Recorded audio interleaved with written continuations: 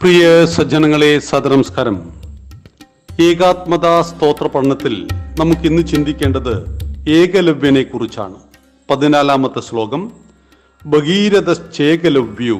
ഏകലവ്യൻ ദക്ഷ പ്രജാപതിയുടെ പുത്രിയും കശ്യപ പ്രജാപതിയുടെ സഹധർമ്മിണിയുമായിരുന്ന ക്രോധവശയുടെ പൗത്രനായിരുന്നു ഏകലവ്യൻ.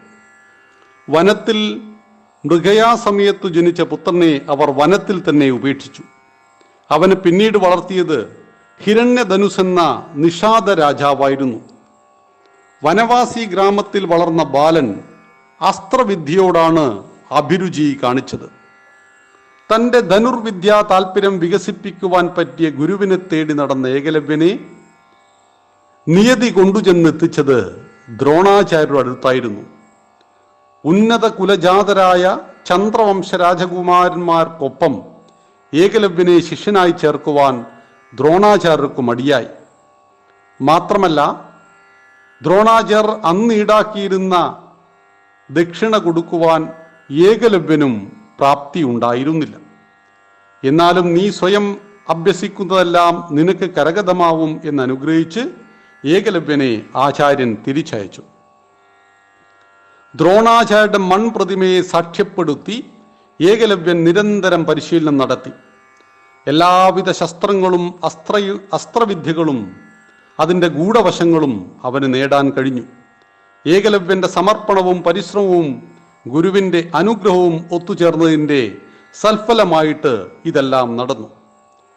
അങ്ങനെയിരിക്കെ പാണ്ഡവരും കൗരവരും ഒരിക്കൽ നായാട്ടന് വനത്തിൽ ചെന്നു. ഏകലവ്യനെ കണ്ട നായ ഉറക്കെ കുരച്ച് ബഹളമുണ്ടാക്കി. എന്നാൽ അത്ഭുതം, കണ്ണഞ്ചുന്ന വേഗത്തിൽ 7 അമ്പുകൾ നായയുടെ വായിൽ മുറിവേൽപ്പിക്കാതെ വന്നു നിറഞ്ഞു. അമ്പെയ്ത്തിന്റെ ഈ മാസ്മരിക തലം കണ്ട ദ്രോണരുടെ വത്സന ശിഷ്യനായ അർജുനൻ പോലും അന്തിച്ചു നോക്കി നിന്നുപോയി. അമ്പുകളുടെ ഉറവിടം തേടിച്ചെന്ന് അവർ കണ്ടത് കുറെ ദൂരെ ശസ്ത്രപരിശീലനം നടത്തുന്ന ഏകലവ്യനെയായിരുന്നു.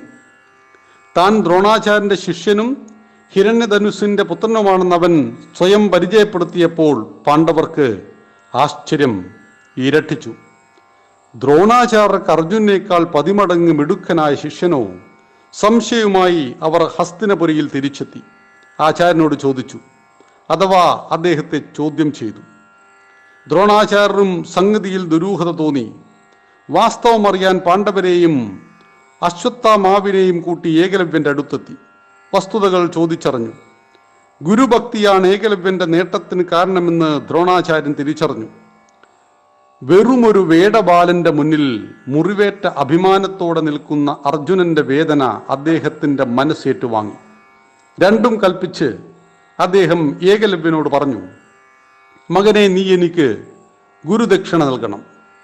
ജീവൻ ചോദിച്ചാലും തരാം എന്നായിരുന്നു ഏകലവ്യന്റെ മറുപടി.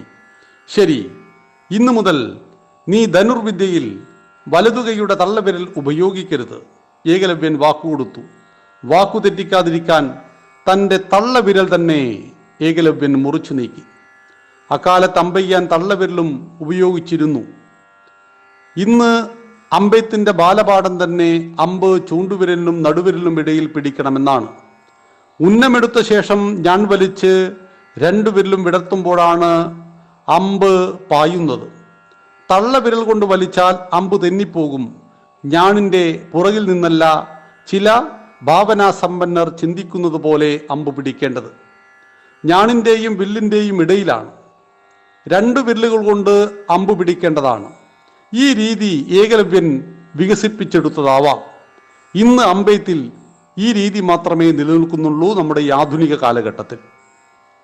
ഏകലവ്യന്റെ വളർത്തച്ഛൻ ഹിരണ്യധനുസ് ജരാസന്ധന്റെ സഹയോഗിയായി. ശ്രീകൃഷ്ണനും മധുരയ്ക്കുനേരെ യുദ്ധത്തിൽ പങ്കെടുക്കാറുണ്ടായിരുന്നു. ഏകലവ്യൻ രാജാവായപ്പോൾ രാജ്യം വികസിച്ചു.